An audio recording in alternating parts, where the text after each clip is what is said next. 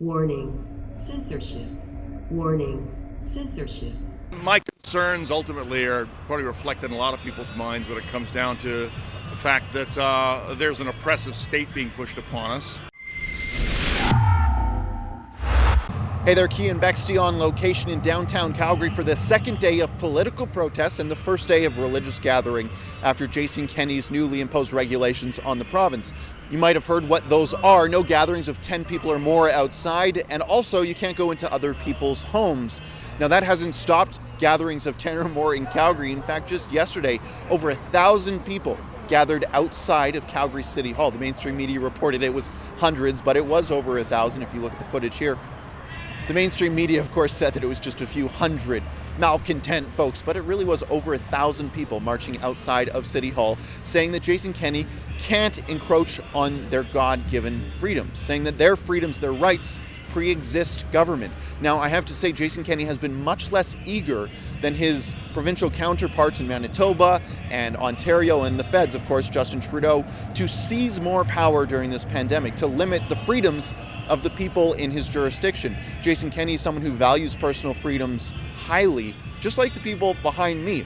The mainstream media was all too eager to restrict the freedoms of the people of Alberta after they got to see how fun it was when governments oppressed their people in other jurisdictions, like in Manitoba and in Ontario. You might have seen the actual mounted police units that were running through crowds of people outside of a barbecue joint in Ontario, and you might have seen my report in Manitoba at a Walmart where Brian Pallister has banned all things Christmas. Jason Kenney hasn't gone down that route, and it seems like he's not even enforcing the rules that he's laid out. He just sort of did it to appease the mainstream media, is what it looks like. Although Casey Madu, the Minister of Justice, said that they were going to be working on enforcement and peace officers were going to be allowed to issue tickets, it doesn't seem like that is happening. Yesterday, when over 1,000 people gathered, there was no tickets issued, no arrests made. But we are here today because we received a tip that Artur Pawlowski, a pastor with a street church here, someone who feeds the homeless every Sunday at this very location, was going to be arrested by the police. So I showed up here on location, sort of waited across the street to watch what the police would do, and the police were actually very cordial with the people behind me. And actually, you can hear the people honking. It's hard to actually do this report. I filmed it a few times because the horns are so loud. The people driving by this gathering are very happy to see it, not bowing down to provincial government regulation. But back to my point about the police, they were very cordial with the people here, so far at least, shaking their hands even.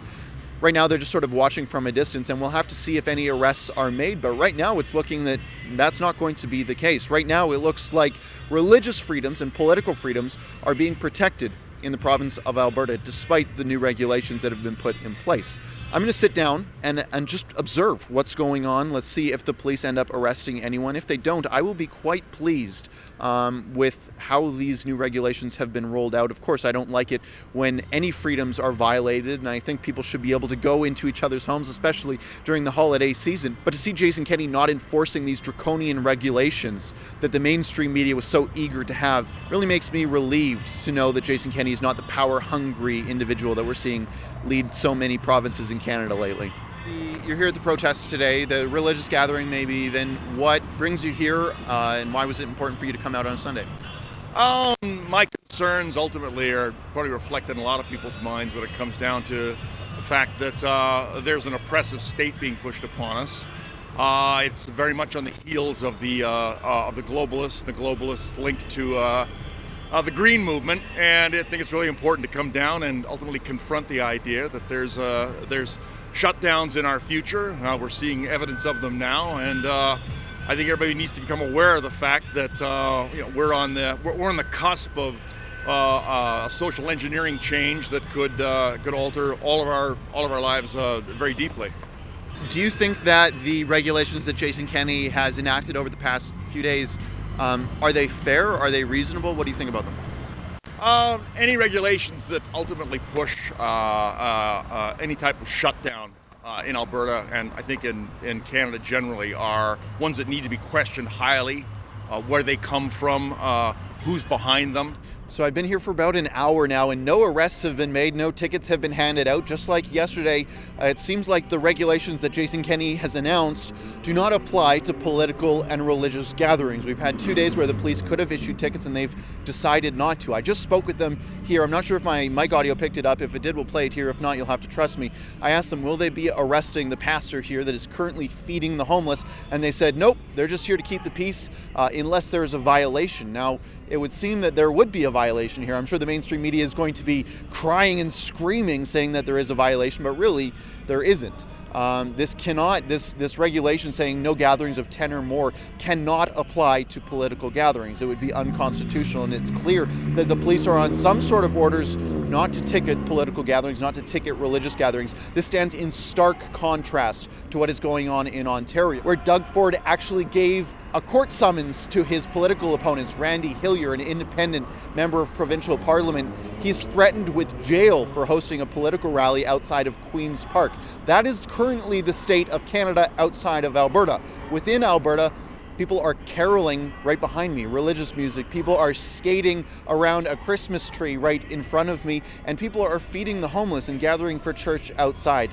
I have to say that given what we are seeing in Manitoba, Ontario, and other places in Canada, I feel very blessed to be living in Alberta. Now, of course, I'm not supportive of any sort of restrictions on people's individual liberties, whether they're religious, whether they're political, or otherwise, any General Assembly rights.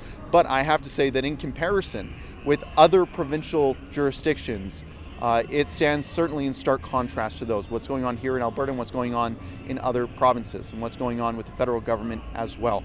For Rebel News, outside of Nenshi's office, actually, I'm sure he's absolutely furious seeing these carolers outside in the plaza out in front of his office. For Rebel News, I'm Keean Bexte.